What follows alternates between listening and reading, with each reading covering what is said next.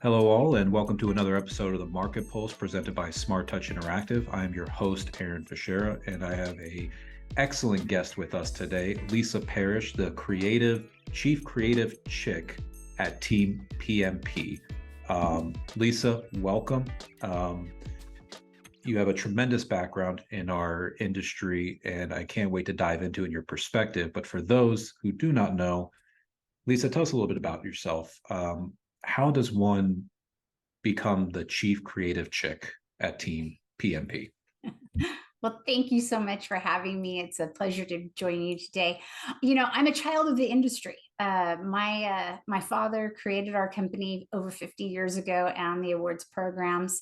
And I've grown up in the industry. I've grown up traveling to all the different markets, seeing all the product, presenting the awards. And so eventually, when my husband and I purchased the company and took over, and we evolved into Team PMP.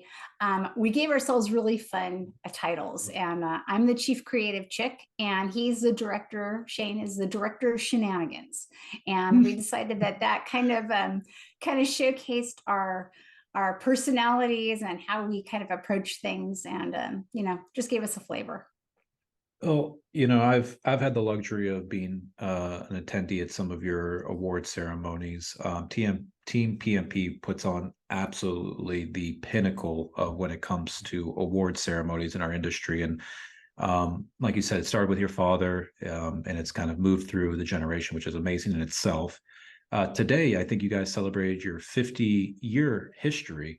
So, from your experience with Team PMP, putting on these awards and being able to kind of have this 30,000-foot view of the industry, how has the role in the industry evolved over the last few decades? That's one of the greatest things we're so proud of. Yes, we just celebrated the 50th anniversary of the original MAME Awards about 3 weeks ago. And, it was always the opportunity and the idea that we would be the connectors, those who would shine the light of recognition on the great work that is done in our industry. And we also want to be a partner to the home building associations that we work for, and also the builders and the associates in this industry, to connect them, to share knowledge, and to provide an opportunity for people to learn from each other. That was realistically the basis of the creation of our firm. And it's just like the Academy Awards. The reason they have the Academy Awards is to shine the light on films so that people will go see them. And that's the idea for what we do, is to shine the light on those communities, those people, those places, and those spaces that are so exciting and so worthy of recognition. And also, we love the fact that we have the ability to allow folks to meet each other through the awards programs, through judgings, and through the conferences that we're now part of. We're part of 3 or 4 conferences, actually 4 conferences, PCBC, the Women's Conference in Southern California, and the Women's Conference in Northern California, where we are so happy to see that others are gathering and sharing of ideas. And that's just it. It's all about the opportunity to meet and to expose people to just different people in the industry and learn from each other. I love it. And Lisa, that kind of hits the nail right on the head, with why your perspective, especially at this time. We're wrapping up 2023, we're going into 2024. I know we just put in a bunch of national submissions, so you have this very unique look of not only just on per market, but across multiple categories across North America. So for those that are listening, if you're kind of tuning in, seeing Lisa here and saying, okay, I'm going to pay attention on how I can game the system and get my award, I would highly suggest turning off. But today's programming is going to be around trends, and what you're seeing from that 30,000-foot view is truly amazing in our previous conversations, and I would love to share with our audience. So without further ado, let's go into some of these categories and really understand what are the trends of 2023 and going into 2024. So first and foremost, home builders and the communities. What significant trends or changes are emerging in the realm of home building and community design? Oh, absolutely. So the biggest trends are obviously wellness. the design and getting to attainable housing, and just how we message and how we communicate to the buyer that the just how all those things are evolving and what is important to the consumer and the buyer out in the market. And so you're just seeing things evolve across the country in those elements. And and some former guests of ours, like Amble Brook up in Pennsylvania, a Mm-hmm. 55 plus active adult community. We've talked about Meyer Ranch. Wellness Mm-hmm. does seem to be a huge focal point in the construction, the design, the intent, and even the advertising. And from your perspective in the U.S., are there any specific communities or projects that epitomize this trend? Oh, absolutely. So I'm glad you brought up Amberbrook, which Mhm. actually received a nationals last year. It Great, did. fantastic community. Again, focusing on what the the future potential homeowner would desire and what they're looking for. Um, Obviously, Latitude Margaritaville. God rest Jimmy Buffett's soul. That's definitely a tribe, and it's reaching out to those buyers. But a few others that we saw this fall were Three Roots in San Diego. This is a Lennar Shea collaboration, and it's really high density infill community, but it's got a focus on wellness. It has one of the most beautiful amenities you'll ever see. They call it the Fit and Rec Center, and it is absolutely fantastic, but it's based on three roots, and that's wellness, health, and livability. And so it's really one of those standouts that really caught the eye of not only the judges within the market, but also the consumer, because it's doing very, very well. Parkside Nouveau by the New Mhm. Home Company here in the Inland Empire of Southern California. This is great design, small square footage, but yet what they were trying to do is bring attainable pricing to that first time home buyer without sacrificing great design. And I think that's going to be something that's going to move forward into 2024 and beyond, is builders finding a way to get to that price point with the product that will satisfy the need. And then one of the most exciting new companies in Denver is Onto Homes. Mm. This is a sister company to Oakwood Communities or Oakwood Homes, and they feature modular building process. They're actually building off site. And when they bring it on site, they're building it and putting it together with cranes. And the reason that they're doing this is to get to a $300,000 price point in Denver, which is, used to be that was the norm. They are now one of the most expensive markets, non-coastal markets in the nation. And so they're figuring out a way to bring that affordability back in. And the other cool thing is they have this very cool sales experience where a consumer comes into a sales center for Onto Homes, and they're able to understand where they can build, how it's built, and pick their home, all using VR goggles. So it's realistically the future of where things are happening using the technology that's right there at our fingertips. It's pretty amazing where VR and AR is coming from. Mhm. Growing up in the development, working with raw land, especially bringing clients, and even my own experience too, as we're looking for land, it's difficult to just Mhm. look at a raw piece of land and say, okay, I can envision a house here and all the amenities. Having virtual reality a part of your sales process sounds like a complete game changer. 100%, especially when you're not going to have model homes, because you're basically trying to fit it into that type of a program. But it allows folks to have that sense of understanding of what's going to happen and how it's going to happen. It was really exciting to see that. Well, and I mean, that perfectly segues into, as we talked about the home builder in the community, going down to kind of the traditional model home. Mhm. These are staples. They're highly judged. This kind of one of your first impressions outside of a website. So what are you seeing in the submissions and trends of 2023 when it comes to model home design or presentation innovation? What's standing out from your perspective? Well, I will tell you, if I say modern farmhouse one more time, people are going to start to laugh at me. It's still out there, but we are It's definitely starting to move away from that. But model homes are definitely, um, I'll tell you straight up. I think a model home is very, very important to any sales process. And the beautiful model home still sets the standard because it's what you dream of. It's what you walk through and say, this is what, this is what I'm going to work towards. But the beautiful designs we're seeing this year, the looks that are fresh, feature natural woods, bold colors, layers, textures, all kinds of really lovely different elements. We've seen things from very monochromatic to very bold and enhanced, boho chic to very, very contemporary. So it's been exciting to see the transition of what's catching the buyer's eye. But I always say the HGTV effect has definitely taken hold because you can see it across all the different designs. yeah. Well, I mean, you would assume in a house you're trying to blend aesthetics with functionality. And when we think of functionality, we think of technology, and it's always ever evolving. Has there been any noteworthy tech integrations that you've been seeing in model homes that are being showcased this year, or things that you see as It's staples? Oh, they're just staples now. I really feel like, everybody has a connected home. They have connected appliances. It's almost expected now that you're going to see that.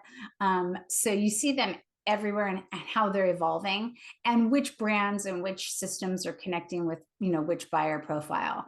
I think it's all about, the idea of it is very important. So yeah, it's exciting. It's just becoming the norm.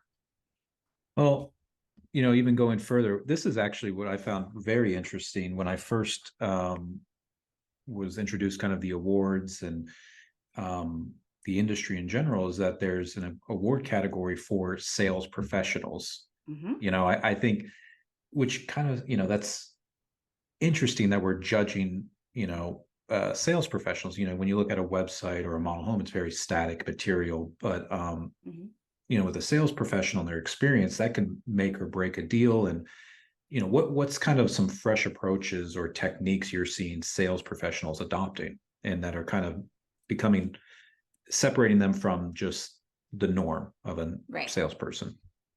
So yeah, and I'm glad that you brought up the sales professional of the year. I have to dispel many folks who say, oh, it's just the person who sold the most, who has the highest dollar volume. That's who should win. It's really more than that. It's the professionalism. It's how they were able to,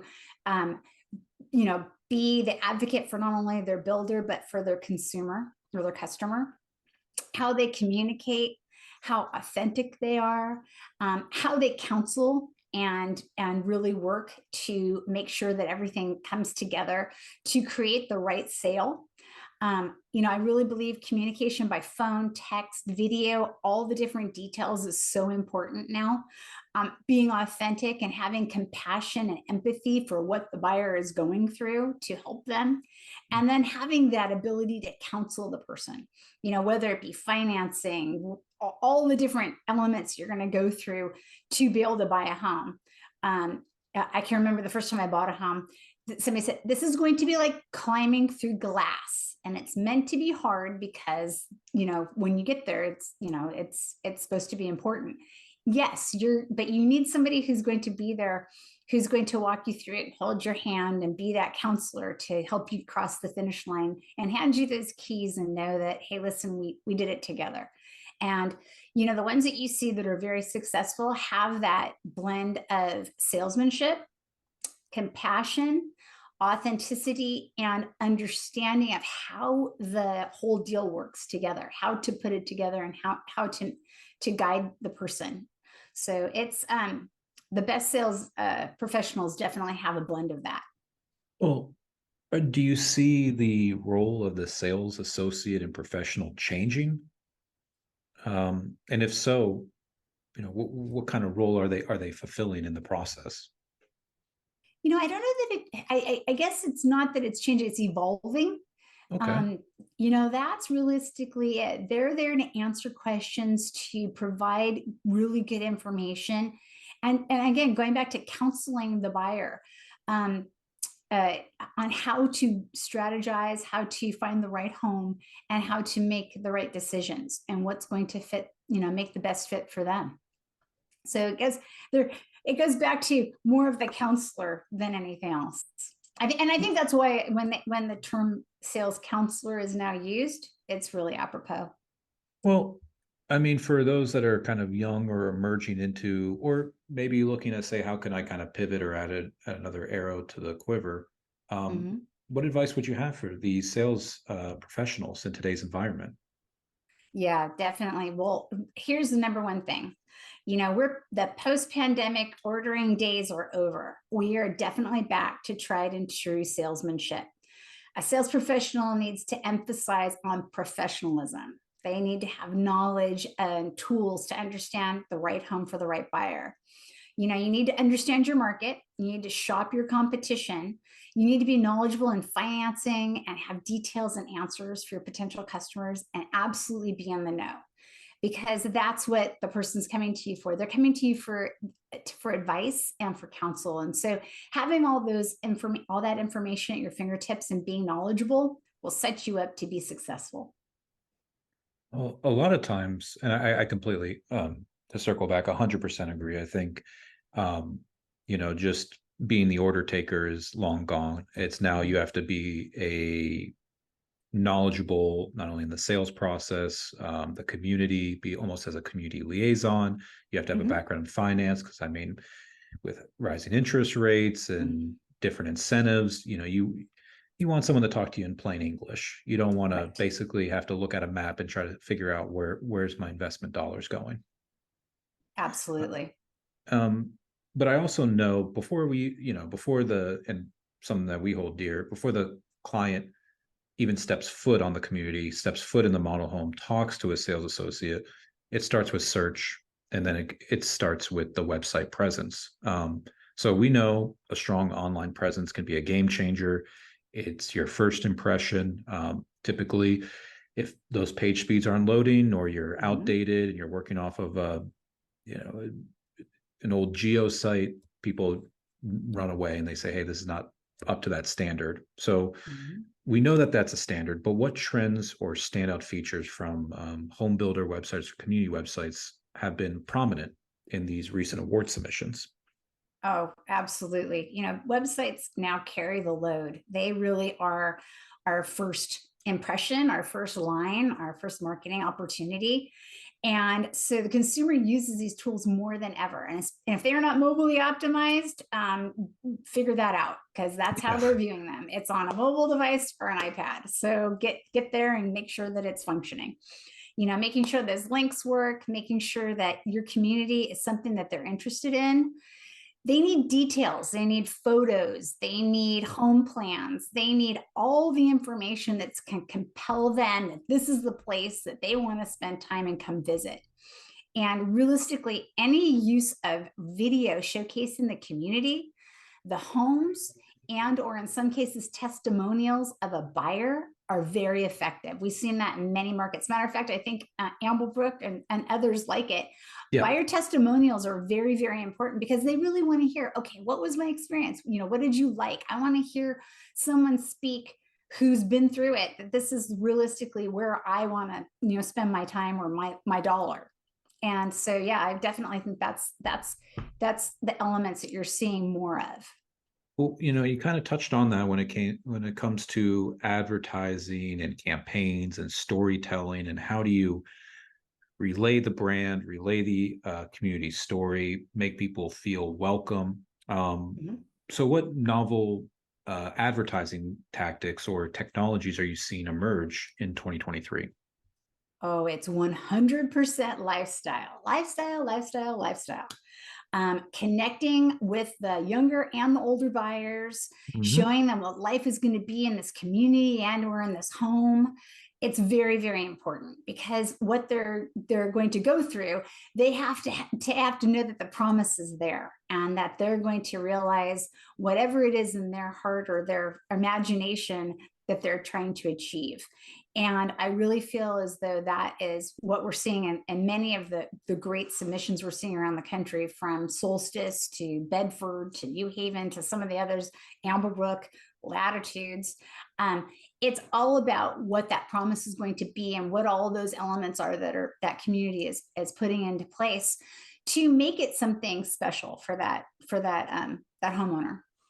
Well, to that messaging, we talked about lifestyle, we talked about wellness.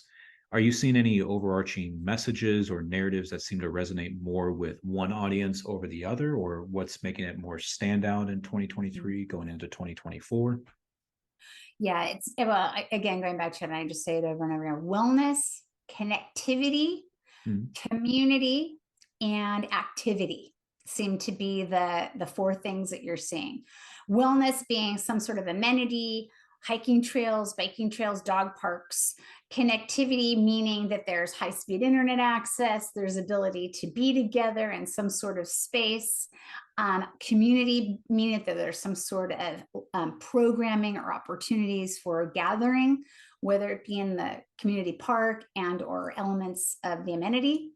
And activity meaning that there's just, there's something where there's going to be a shared experience between those who are going to live there. It's not just, I'm going to go buy that house, so I'm going to pull in my garage and I'm going to put the garage door down. I want to know my neighbors, I want to spend time, I want to be outside, and I want to have a sense of wellness with them. Well, and 100%. Mhm. That's, we see that on the ground level. We see that that's connecting with our audience too. What I find pretty amazing too, and I know you touched on it a little bit, those four pillars are not mutually exclusive to any geography, not exclusive to an age demographic or a socioeconomic position. That this is, it's almost like there's an egalitarian approach to communities going forward. There's not a separation, which I'm tickled to death. I don't know if you're seeing that same trend.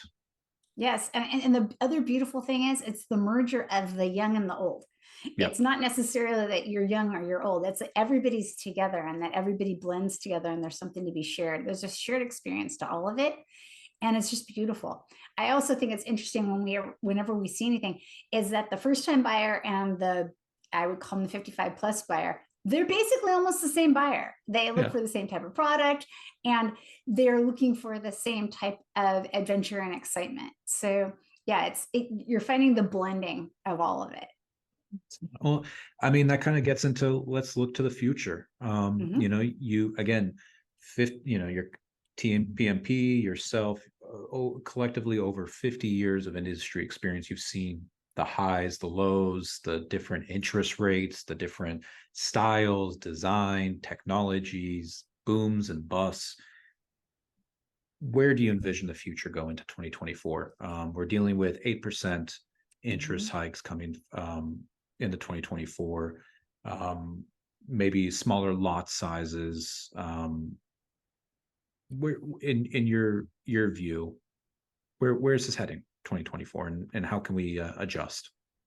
You've nailed it on the head. We have headwinds and pressures facing us, and so we've seen this fall, we've seen a number of beautiful pivots from our builders where they have taken a community or program and they've uh, massaged it into homes that are more efficient, that are faster and easier to build to get to an attainable price. And I think that's going to be what we're going to see for the next year to 5 years, because we're going to have to, deal with that interest rate hike.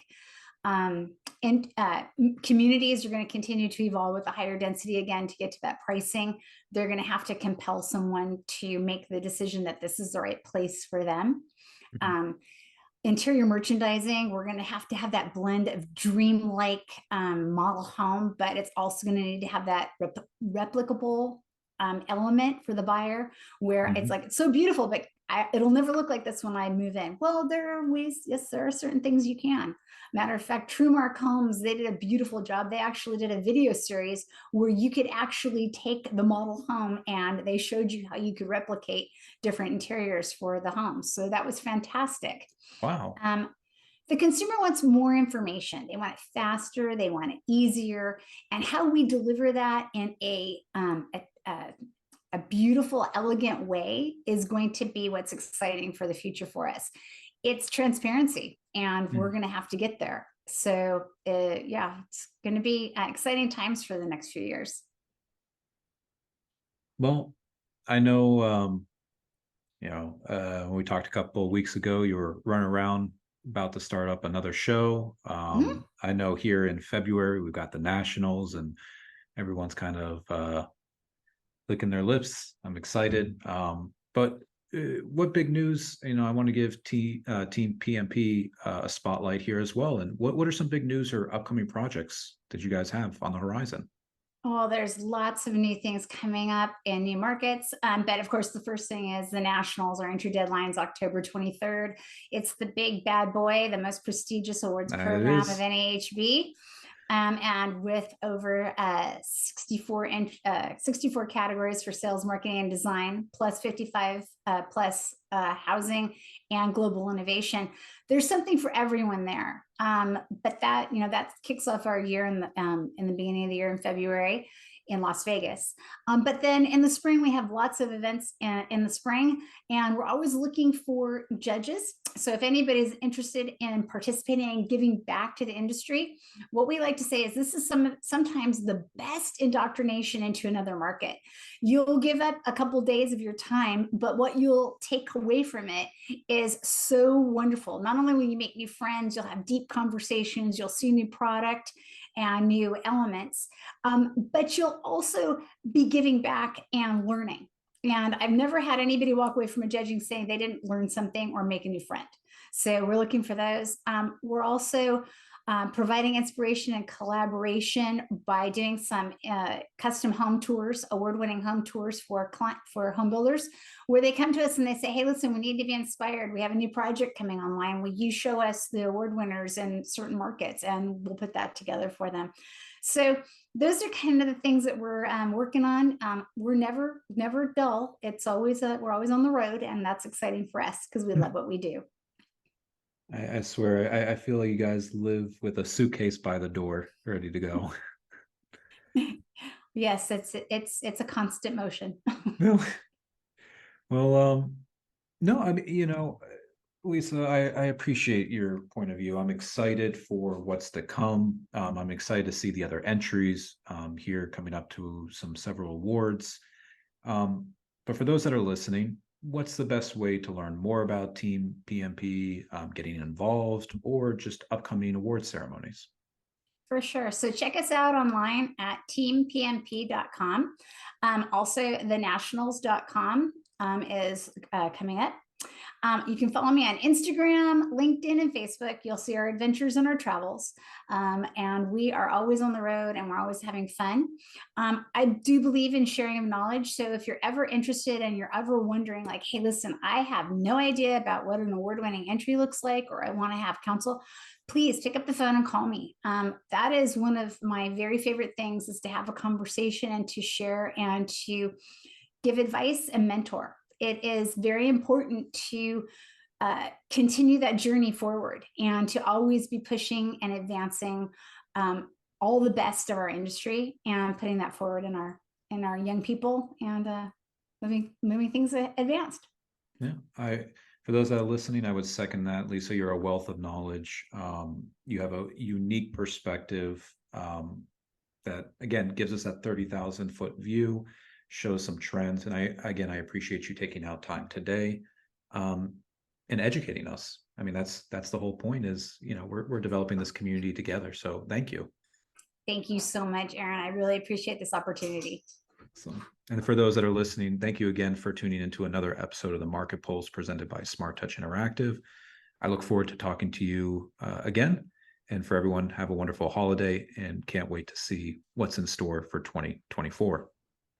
Have a great day. Bye, everybody.